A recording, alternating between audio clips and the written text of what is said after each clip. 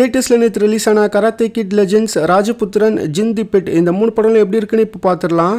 Karate kit legends, pen வாங்கினா இனிமேல் யாருக்கூடயும் சண்டை போட மாட்டேன்னு சொல்லிட்டு அவர் அம்மாவோட பீஜிங்கில் இருந்து நியூயார்க்கு போகிறாரு. ஆனால் அங்கே உள்ள சூழ்நிலையை அவரை சண்டை போட வைக்குது. அங்கே உள்ள ஒரு லோக்கல் கராத்தே போட்டியில் அவர் கலந்துக்கிறாரு. இவருக்கு ட்ரைனிங் கொடுக்கறது வேற யாரும் இல்லை, நம்ம ஜாக்கி சான் தான். அந்த போட்டியில் அவர் ஜெயிச்சாரா இல்லையா, இதுதான் இந்த படத்தோட ஆன்லைன் ஸ்டோரி.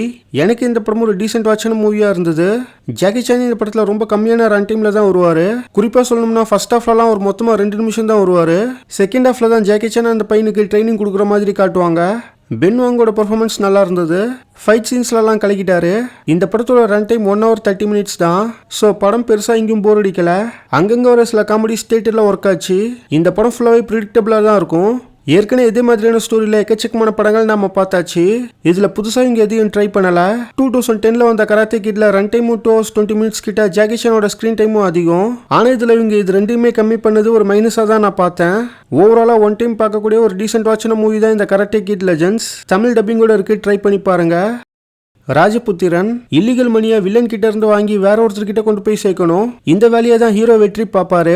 ஒரு வாட்டி வெற்றி கொண்டு போற பணம் காணாம போகுது. இதுக்கடுத்து நடக்க போற விஷயங்கள் தான் ராஜபுத்திரன்.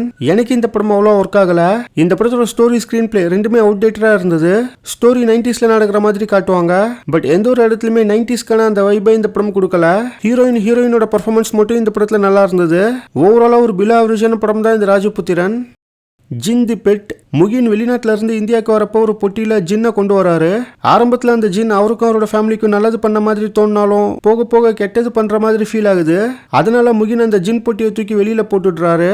இதுக்கு அடுத்து நடக்க போற சம்பவங்கள் தான் ஜின் தி பெட். எனக்கு இந்த படம் அவ்வளோ ஒர்க் ஆகல. ஆக்சுவலா அந்த ஜின்னை நல்லா பார்த்துக்கிட்டா நல்லது பண்ணும், ஒழுங்கா பார்த்துக்கலனா கெட்டது பண்ணுங்கிற மாதிரி தான் ஸ்டோரி ஸ்டார்ட் ஆகும். ஸ்டோரியை பார்க்குறப்ப இது நல்லா தான் இருந்தது. ஆனால் இந்த ஸ்டோரியை இவங்க ஒழுங்காக எக்ஸிக்யூட் பண்ணலை. முக்கியமாக இந்த ஜின்னை இவங்க டிசைன் பண்ண விதம் சுத்தமாக சரியில்லை. அந்த ஜின்னோட வாய்ஸ் காமெடியாக தான் இருக்கும். ஸோ ஜின்னோட லுக்கை ஃபன்னாக டிசைன் பண்ணி செகண்ட் ஹாஃபில் வர அந்த ஜின்னோட ஸ்க்ரீன் டைமை இன்னமும் அதிகமாக்கி இருந்தால் கண்டிப்பாக இந்த படம் ஒரு டீசென்ட் வாட்சான படமாக வந்திருக்கும். ஓவராலாக ஒரு ஆவரேஜான படம் தான் இந்த ஜின் தி பெட்.